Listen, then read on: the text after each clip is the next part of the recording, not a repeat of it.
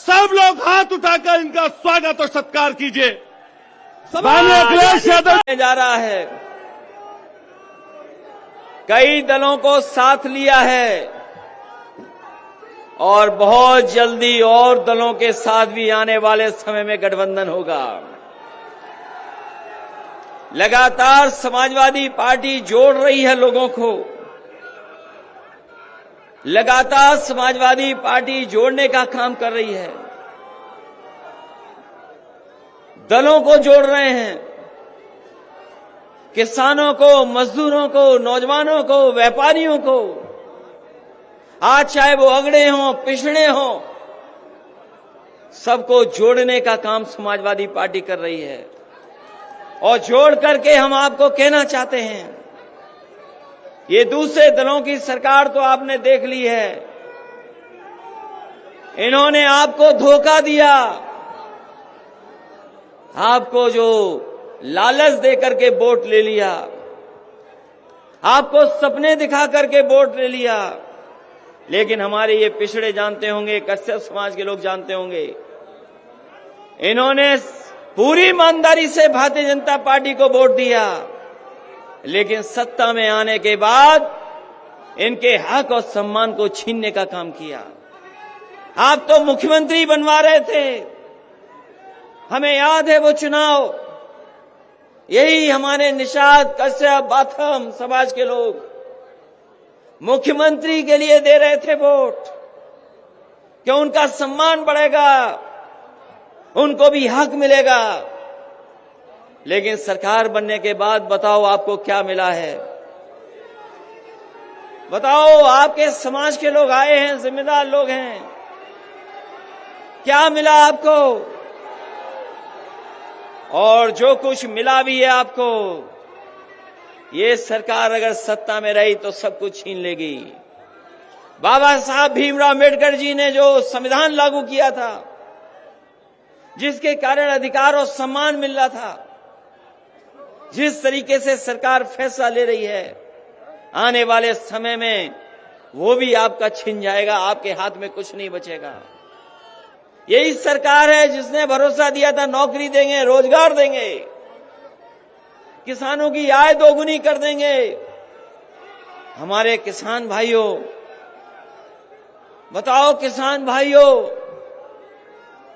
आप तो चौधरी चरण सिंह जी को मानने वाले लोग, आपने हमेशा चौधरी चरण सिंह जी के साथ खड़े होकर के किसानों की लड़ाई लड़ी।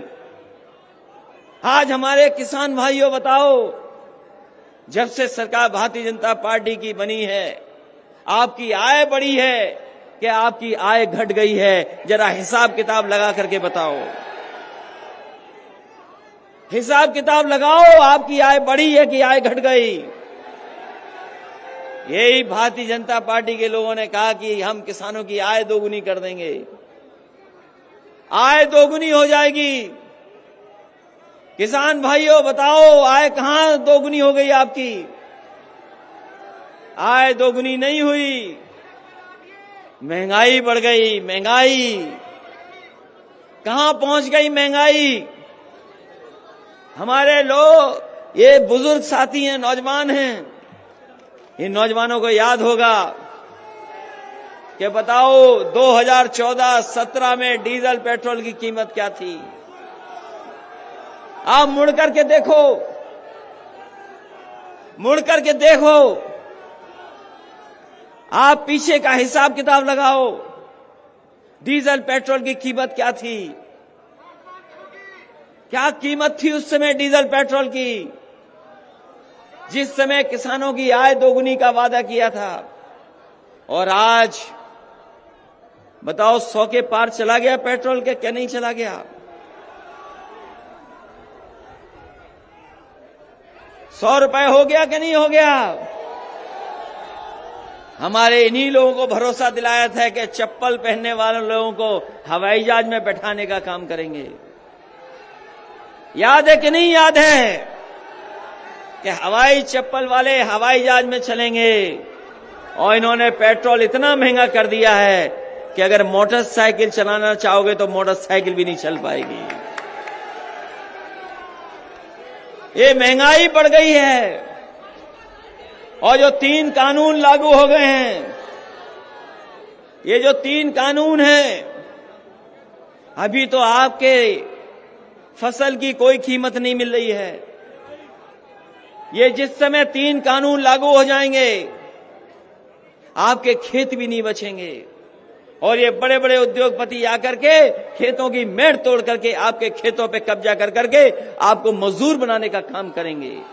ये 3 कानून जहां हमारे किसान लड़ रहे हैं, लगातार संघर्ष कर रहे हैं, समाजवादी पार्टी का पूरा समर्थन किसानों को है और लगातार हम लोग इन काले कानूनों का विरोध करेंगे और तब तक विरोध करेंगे जब तक भारतीय जनता पार्टी इन कानूनों को वापस नहीं ले ले। इन काले कानूनों को लागू होने से क्या किसानों का भला हो जाएगा? क्या काले कानून जो लागू हो रहे हैं, हमारे किसानों का भला नहीं होगा उनसे? हमारे किसानों को अगर बाजार के हाल पे छोड़ दिया जाएगा तो कभी हमारे किसानों का भला नहीं हो सकता। हमारे किसानों की मदद अगर करनी है तो सरकार मदद कर सकती है। जब सरकार मदद करेगी तब हमारा किसान जाकर के खुशहाल होगा। बताओ किसान भाइयों, यहां तो सब खेती करने वाले लोग हैं। ये किसान या किसान के बेटे यहां पर खड़े हैं। जहां किसान के सामने संकट पैदा कर दिया, वहीं नौजवानों के सामने संकट पैदा है। इनके हाथ में नौकरी नहीं है, रोजगार नहीं है और अगर वो सपना भी कुछ बड़ा देखना चाहें, ऐसे हालात पैदा कर दिए हैं कि वो अपना काम काज और रोजगार नहीं कर सकते हैं। अभी आए थे बाबा मुख्यमंत्री आए थे। कम से कम बाबा मुख्यमंत्री को अपना घोषणा पत्र पढ़ना चाहिए, उन्हें अपना संकल्प पत्र पढ़ना चाहिए। अभी तक तो हम सोचते थे कि बाबा मुख्यमंत्री इसलिए लैपटॉप नहीं बांट रहे क्योंकि वो लैपटॉप चलाना नहीं जानते, लेकिन अब ये कह सकता हूं, मुझे भरोसा हो गया है कि जहां वो लैपटॉप चलाना नहीं जानते, वहां वो चीजें भी नहीं पढ़ते, अपना घोषणा पत्र भी नहीं पढ़ते हैं। अगर घोषणा पत्र पढ़ा होता तो उन्होंने अपने संकल्प पत्र में लिखा था कि हम नौजवानों को 70 लाख नौकरी दे देंगे। 70 लाख नौकरी। बताओ कश्यप समाज के लोग यहां उपस्थित हैं, कितनों को नौकरी बाबा मुख्यमंत्री जी ने दे दी?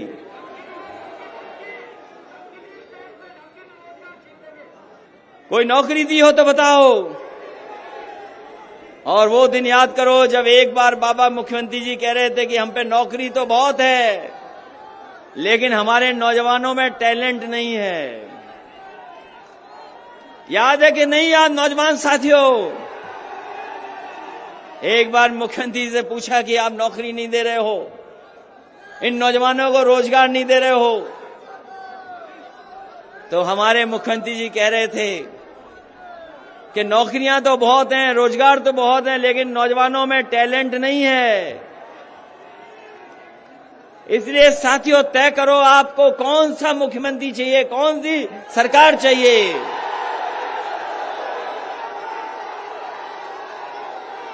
आपको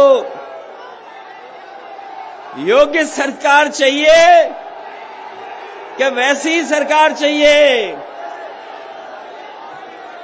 योग्य सरकार चाहिए कि गप वाली सरकार चाहिए?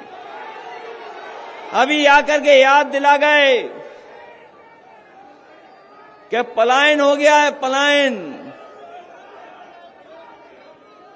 अभी मुख्यमंत्री जी कह रहे हैं पलायन हो गया, और सच्चाई तो ये है कि अगर उत्तराखंड से मुख्यमंत्री जी का पलायन न होता तो 5 साल हमारे खराब नहीं होते।